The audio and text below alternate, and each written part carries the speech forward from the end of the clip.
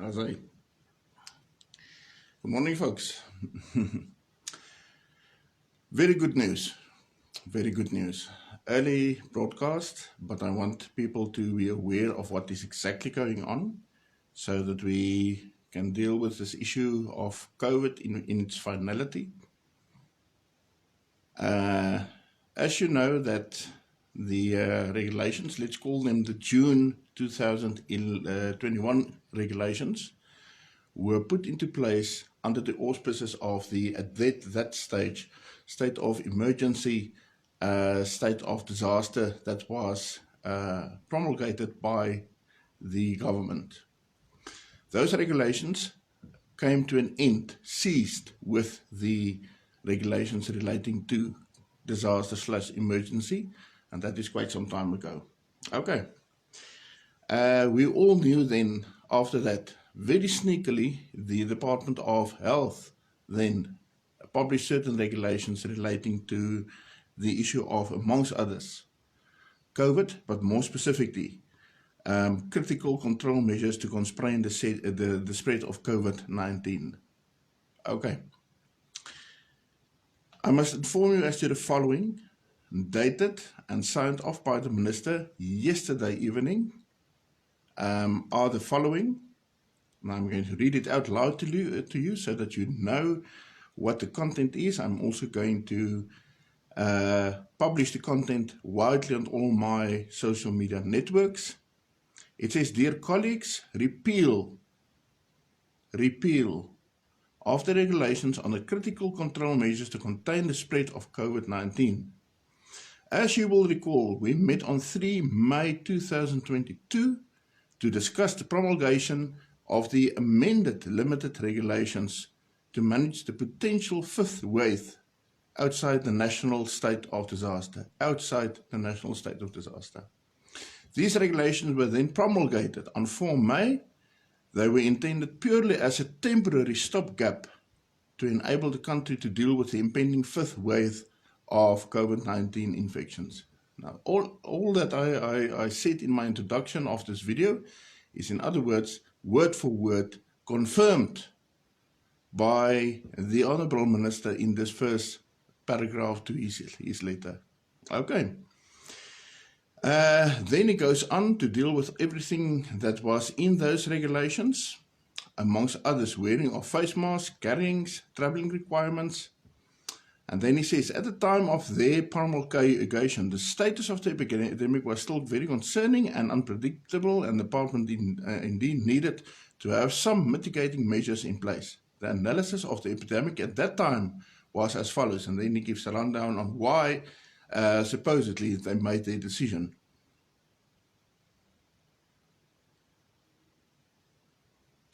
Next page. He then goes on to say, we have been monitoring the epidemic working with the NICD, and the current epidemiological analysis points towards lower infection rates and that the country has exited the recent spike, the so-called fifth wave, that the current limited regulations were promulgated to mitigate. And as at mid-June 2022, the critical indicators are as follows. There is a decline in the number of reported cases. There is a decline in hospitalization. There is a decline in the effective reproductive rate of the virus. He mentions less than 0.7%. I don't know what the exact statistic based on what that is. Doesn't matter. He realized that there is no reproductive rate of the virus.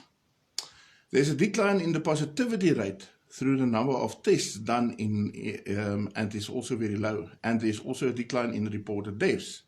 Based on the above, the National Department of Health consulted with the National Corona Crisis Command Center this morning, and this is then 20 June 2022, that was yesterday, and proposed the following. Regulation 16A, mask wearing no longer needs to be in place. Right? Number 2, regulation gatherings no longer needs to be in place at the present moment. 16C, Entry limitations no longer needs to be in place in at the present moment. So nobody, not a business and not an employer, can stop you from entering the workplace at this point in time. If you are asymptomatic, of course, if you have symptoms of possible COVID or some other illness, it remains a prerogative of the employer to rather send you home to protect the rest of the workforce. But there's nothing in law at this point in time any longer barring you from going back to work. Full stop, finish, end of the story. The recommendations will be discussed with the Cabinet in the next 48 to 72 hours. I therefore request that you as MECs of Health advise if you are in support or have any concerns regarding the repeal, and then it gives certain addresses to which people can refer their comments. Signed off Minister M.J. Pala, Minister of Parliament, Minister of Health. Member of Parliament, sorry, Minister of Health, date 26/2022. In short, there is no legal basis any longer in South Africa for workplaces or any other institution to discriminate unfairly against anybody that is unvaccinated. That is the long and the short of the story.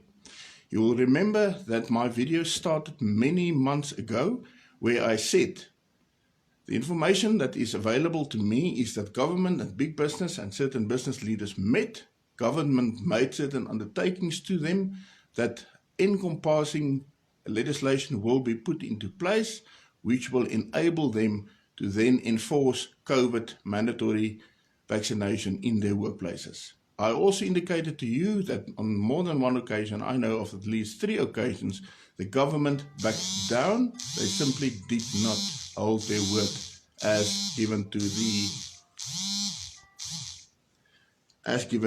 the business community. I warned business leaders and I warned businesses repeatedly that government will not come to your saving. They will not save you from the human rights abuses that you are now committing in your workplace, and we will take you on and we will take you to task. We will refer cases en masse to the CCMA and if need be en masse later on to the Labour Court. I was validated in every single piece of advice and every prediction I made. I have been validated. No encompassing legislation is in place today, and the chances of that is virtually zero. There is no COVID left in South Africa to regulate. Furthermore, we are starting to see the arbitrations being heard in their hundreds at CCMA, where cases were not settled in favor of employees, mostly and to a very large extent to my hand or as a result of the advice I gave here online as well as to private clients. And those arbitrations seem to follow a certain path, and that path is that the CCMA is finding against employers in their total mismanagement and total disregard of the Constitution and of the labour law in South Africa in exercising the regulations of last year. Once again, validating exactly what I said on record and what my advice was to my clients. COVID is at an end. The only regulations underpinning anything relating to COVID has properly been repealed by the government themselves yesterday afternoon. It does not exist anymore. There is no legal framework any longer in South Africa binding people to COVID regulations. It's as simple as that. There's nothing left. Business people who enforced and are still enforcing extreme human rights abuses and unfair labor practices and unfair dismissals in their workplace, take heed. You will be taken to task. You will lose at CCMA. If the case goes to Labour Court, you will lose at Labour Court. So just simply stop. Repeal your extremely flawed policies, which mostly comes from foreign law. It's not South African law, which was copy and pasted from American law, that in the meantime, ironically, has also been struck by their courts. It has no bearing on South Africa. It could never have been part of our legal regime because it is contrary to our constitution as well as the labour law regime in South Africa, bolstered by the provisions of the Employment Equity Act. These are the things I've been saying over months. It's now nearly a year, on a daily basis, on my social media, in videos, seen by literally now hundreds of thousands, if not millions of people. We, and I'm going to go so far as to say, I stopped COVID forced vaccination in South Africa. More than 70% of the population has not vaccinated at this point in time, and they are not going to vaccinate. Those that were vaccinated mostly now are adversely decided upon not taking boosters. So that is also not going to work. You can go and borrow as much money as you want, Ramaphosa, from your buddies in the United States, and try and buy off your own officials and the doctors and whoever was involved in this whole scheme. It's not going to work. The population in South Africa received information, they received enough knowledge to make an informed decision, and they decided against vaccination. Rightly so, in my eyes. As we sit this morning, there are no regulatory framework whatsoever left to try and enforce forced vaccination of anybody, anywhere, by anyone, including workplaces. And that will be my advice from here on, until such time as anything else comes from state. And I have very strong authority to say to me, Skulk, we're done with this thing. It's going to cost us our election in a year and a half from now. We're not going to go on with this, coming from the ANC. We won, and we won convincingly. So take note of that. I will give you updates during the day. I will also give you updates during the week. Rumor has it that a couple of big companies are about to scrap wholesale their vaccination policies. It is just now a simple matter of time before the press releases are being forwarded. We will see who stays behind and who actually mans up to the problems and the mistakes they made, and come to the South African public and ask for forgiveness for what they did. But I will keep you abreast of all those things. May you have a tremendous day. I'm certainly having a tremendous day already. I'm going to have the best coffee I can now, and then I'm going to tackle the tasks of the day, which are plenty, but I will keep in touch with you and keep you informed as the news unfolds. So yes, salute to you guys.